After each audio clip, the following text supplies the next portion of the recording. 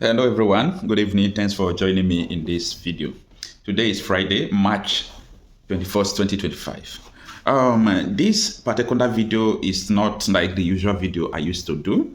I have been on talks with a lot of people, especially people who are my friends, who are politicians. And this video is particularly for everyone who still believe in Nigeria, who still believe in Nigerian electoral process, who still believe in Nigerian politics as well. I really regretted why I participated in 2023 general election, not because my conscience, my mind didn't tell me that nothing is going to change, but I just participated because I thought that is where you said by faith, okay? By faith, we thought maybe things could be different because, Nigerians were doomed. They were duped. They were lied to. You see, Mamu Yakubu is a Yahoo man when he told them that there is no electronic transfer, there is no going back to electronic transmission, blah, blah, blah. So those things, engineers people's faith to thinking that election is going to work. So I want to talk to everyone who believe that 2027 is around the corner. Number one, if you don't like, make heaven and earth join together, do everything. If Nigeria remain like this till 2027, nobody born of a man can remove Tinubu. No this and no peace. Why? Because number one, Nigeria is not a working nation. Number two, your vote will not count. Number three, even though your vote counts, who cares? The judiciary is there. Even though in fact, there is nothing you will do that will change this nation. Okay? Stop wasting your time because the result there is now about the number of countries who are more happy. Nigeria is more happier than only 6 countries in the world. Nigeria is happier than only 6 countries in the world. Can you see the level of not even pain, agony, and sorrow that is in the mind of Nigerians? Why? Because Nigerians don't listen to advice. We find it difficult to understand simple terms. Nigeria will not work again. So it is time for us to shift our energy to a new thing. It is going to take time, but Nigeria will break. Nothing will make Nigeria not to break. Nigeria will not continue like this, because everybody is going to die if Nigeria continue like this. When I mean everybody, I mean everyone is going to die. I was given an illustration that was yesterday in my video. I said that the green leaf should not rejoice when the yellow leaf from a tree is dying. You know why I said so? It is because when the yellow leaves are falling, the green leaves think that nothing is going on. Something is going on. Definitely, it will get to the turn of the green leaves. They will still turn yellow and fall. That is the system that the terrible people have created in Nigeria. It's a system that will come to wipe everybody out. And instead of that system to work to the end, I think Nigeria should be gone. Instead of the whole people in Nigeria to be gone, Nigeria itself should be gone. I saw, what is it called? What is the name of this man?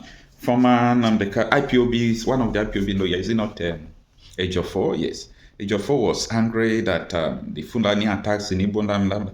I say, oh, hold on. I want to let people know that there will be IDP camp in Enugu before June.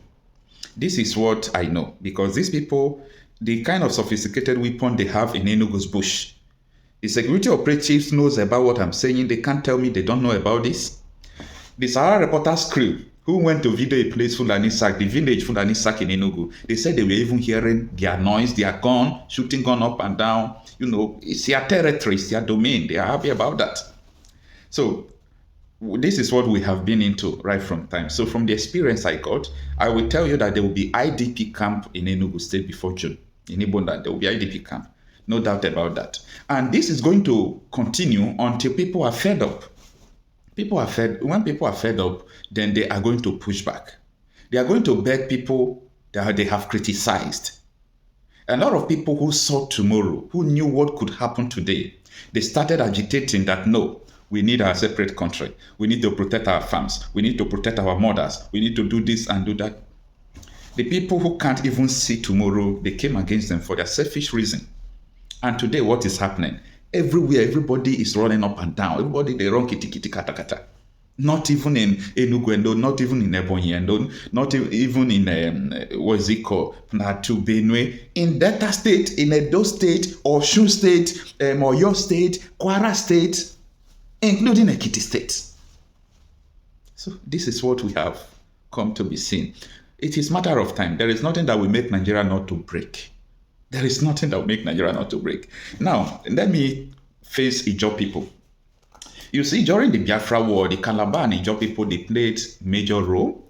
Calabar and Ijaw people were the main Biafrans, okay? Forget about Ojukwu was the head, at a time. The other people, Effiong, a lot of people from Ijaws, Calabar, those areas, they were the real people who carried out the Biafra struggle before. Now, I was talking with one of my Ijaw brother from Port Harcourt, one from Delta State. We were discussing today on WhatsApp. So they were telling me about their meeting for self-determination. I say, shame unto you people. That is unfounded. You want to start agitating for your self-determination because of what is happening? That is not enough to do that. You should have known that there is no place for you in this contraption called Nigeria.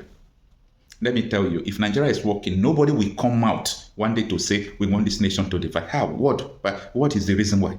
Why should you come and agitate that the nation should divide or you want to separate if the nation is working? And nobody want to go away from a working nation. Nobody want to go away from a secure nation. Now, I used to tell people, if you see people who are agitating that we want this country to separate, ask yourself, what do they really have to gain? What do they have to gain? Why are they doing it? And I use Nnamdi Kanu as an example of all these things. When Nnamdi Kanu started agitating, what pushed Nnamdi Kanu to start agitating was the killing, this Fulani in Enugu now, in Ebonyi, and all these things. They started coming before. Nnamdi Kanu stopped them single-handedly. So when you hear, when old men will be singing, holy, holy, holy, holy, Nnamdi Kanu is another savior, just like what people sang for Juku during Nigeria and Biafra war. You must get to understand the root why they were saying that. A man who stopped the killing, the kidnapping, the raping of women single-handedly, you say people should not respect him. Now, you people have beginning to see why Nnamdi commands a lot of crowd, commands a lot of respect, because the self-determination quest is motivated by the love of the people. Nnamdi Kanu's self-determination quest is motivated by the love of the people. There is no two ways about that.